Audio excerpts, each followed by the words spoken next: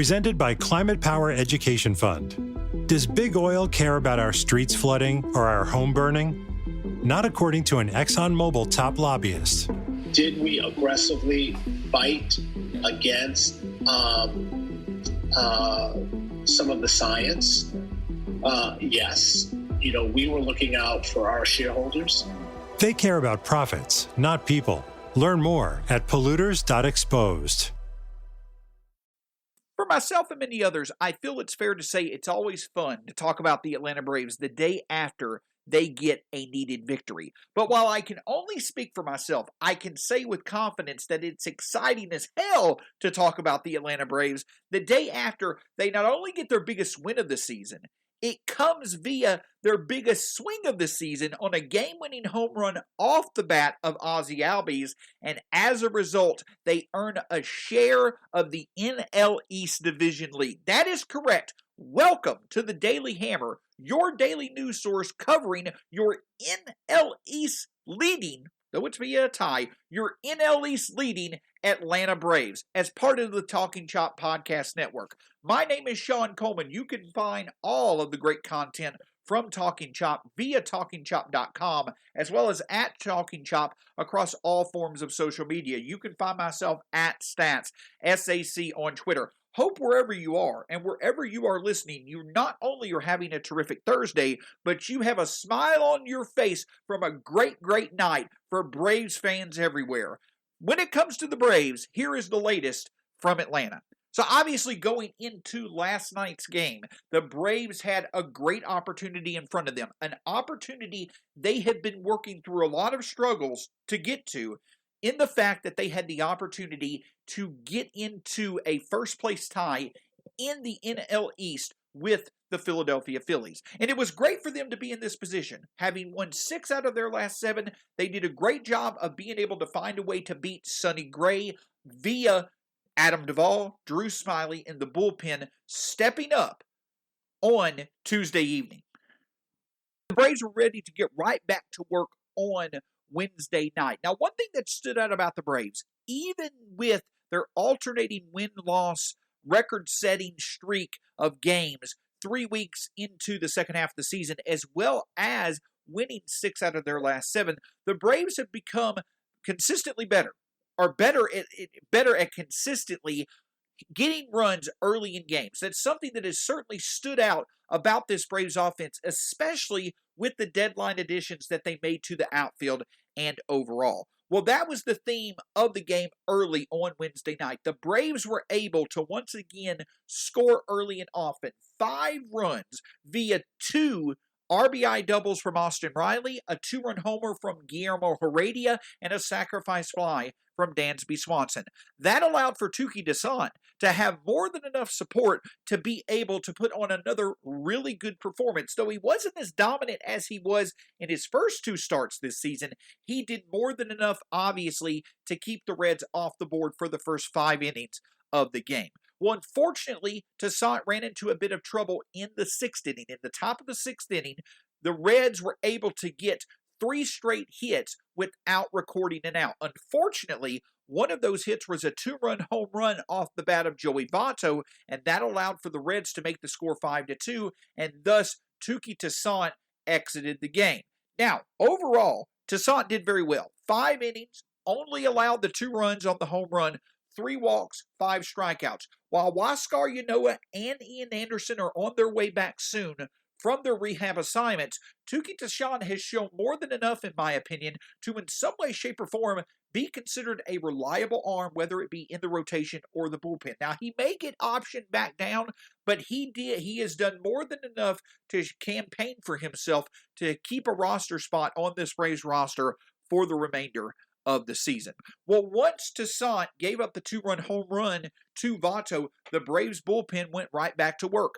Jesse Chavez did a great job of silencing the Reds in the top of the 6th. In the top of the 7th, Chris Martin ran into a little bit of trouble, though he recorded 2 outs. The Reds had runners on 1st and 2nd with Mike Moustakas coming to the plate. Just as he did last night, though, the Braves called on Tyler Matzek. On Tuesday night, Matzek struck out Joey Votto in a crucial situation. Tonight, he did the same thing to Mike Moustakas to keep the score at 5-2. Unfortunately, that's where the Braves bullpen started to run into some trouble. Luke Jackson allowed an RBI double to allow for the Reds to cut the score to 5-3, and then unfortunately, in the second time over his past 3 outings, Will Smith blew a save. It was the exact same situation as the top of the 6th inning. Joey Votto, a 2-run home run, his second two-run home run of the game, tied the score at 5 for the Reds, and just an unfortunate development. Though the Braves bullpen has been absolutely outstanding over the past month, it once again, the third time in the past 4 games, the Braves bullpen gave up 3 or more runs, and they were not able to allow for Atlanta to hold on to the lead. And when the Braves were not able to deliver in the bottom of the 9th inning, they once again went into extra innings. And as we all know, extra innings has certainly not been friendly to the Braves this season, and it looked like that was going to be the case once again. Though Richard Rodriguez did a great job silencing the Reds in the top of the 10th, the Braves could not take advantage of it in the bottom of the inning.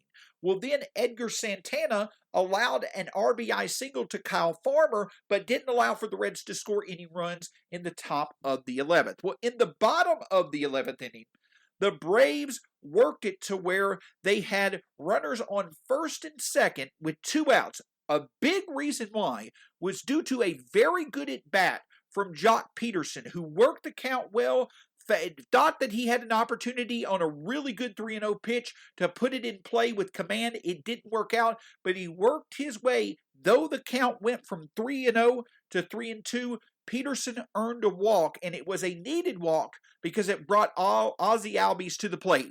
And with one swing, Ozzie Albies created the best victory of the season for the Atlanta Braves. An 8-6 come-from-behind victory on the last at-bat via a 3-run homer from Ozzie Albies. And the great thing about it is that this victory, in my opinion, this made me feel like the 2018-19 and 2020 version of the Braves. Teams that showed great confidence and resourcefulness despite whatever situation they faced late in games. This victory last night reminded me of many of the victories that the Braves had had over the past 3 years, when they were confident and resourceful at still being able to find success no matter what situation they ran into late in games. While this version of the Braves certainly is not as talented as those teams, with the roster additions that have happened via trades and with the talents that are coming back via injury, this is a significantly more talented and deep version of the Braves than they were even a month ago. And it's more than capable enough to winning the NL East, and it now finds itself in a position to do exactly that, as it is now tied with the Phillies, as now the Braves are tied with the Phillies for first place in the NL East division, with full confidence and a manageable schedule to take full control of the division and make the most of the rest of their season going forward. Thanks to T-Mobile for supporting this episode and for keeping baseball fans around the country connected to the game. Because when you're on America's largest and fastest 5G network, you get more than great coverage. You get to stay close to your favorite team, whether you're at home or on the road. In other words, T-Mobile is your ticket to the game. Make the switch to T-Mobile, the leader in 5G today. Fastest according to Open Signal Awards based on average speeds and USA 5G Experience Report, April 2021. See 5G device coverage and access details at T-Mobile.com. This episode is brought to you by HP. Whenever you do your best thinking, the HP Spectre X360 is ready when inspiration strikes. With power save for battery life and focus mode to multitask, you can do your best thinking whenever and wherever it happens. You can't always schedule when and where you might have a brilliant thought, whether it's in the morning or before bed, when you're at your computer or away from it.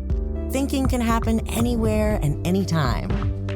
The HP Spectre X360 2-in-1 convertible PC with Windows 10 saves battery life for whenever an idea hits you. HP Spectre X360, a more thoughtful laptop.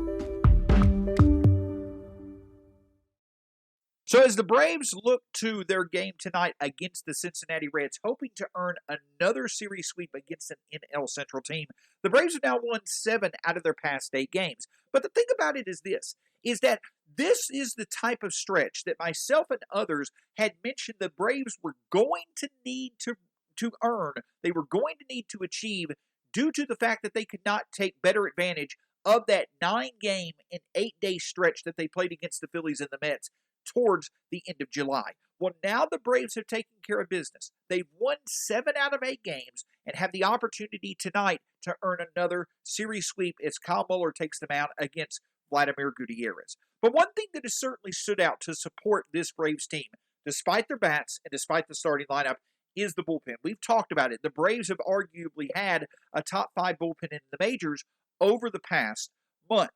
Success for the Braves bullpen as a unit has come from the individual success of many relievers in the Braves bullpen. You've seen in their short time in Atlanta, Jesse Chavez and Rick Rodriguez do an absolutely wonderful job in terms of whatever situation they're called upon to pitch in. You've seen others step up as well at different times over the past 4 to 6 weeks. But perhaps the player or the pitcher who has been most impressive is Tyler Matzek. Now, probably Matzek's most memorable performance so far this season actually was not positive at all. It was when, unfortunately, he produced multiple walks against the Pittsburgh Pirates and wound up losing the game to the Pirates when the Braves really needed to take advantage of a trip to Pittsburgh in order to hopefully make up ground in the NL East. But since that time frame, Tyler Matzek, who numbers suggested may start to fall off due to the fact that sticky substances can no longer be used in the majors. While Tyler Matzek initially struggled after that occurrence, he also quickly found his groove. Over his past 15 games, Tyler Matzek has pitched, or going into last night, Tyler Matzek has pitched 13 innings. He has allowed 4 hits, 1 earned run, and struck out 16 batters. He had a .69 ERA over his past 15 outings before last night's critical strikeout of Mike Moustakas. Tyler Matzek has absolutely been on the same level that he was in 2020, and it could not have come at a more needed time for him to once again emerge as a reliable option in high-leverage situations. Unfortunately, on the flip side, the same cannot be said of Will Smith, who over his past 7 games coming into last night's appearance against the Reds, over his past 7 games in which he's appeared, in 7 innings he had allowed 7 hits as well as 5 earned runs. Of course, the most memorable being the 3 runs that he gave up this past Wednesday night in blowing the save in a loss to the Nationals. Well, last night, Will Smith ran into the same issue. Another home run, a 2-run home run this time off the bat of Joey Votto. So at the end of the day, though there likely will continue to be defined roles in the Braves bullpen, you have to start to wonder just how confident the Braves are in Will Smith in that closer's role. At the end of the day, the goal is to match up your best relief talents against your opponent's best hitters, regardless of where you are in the game.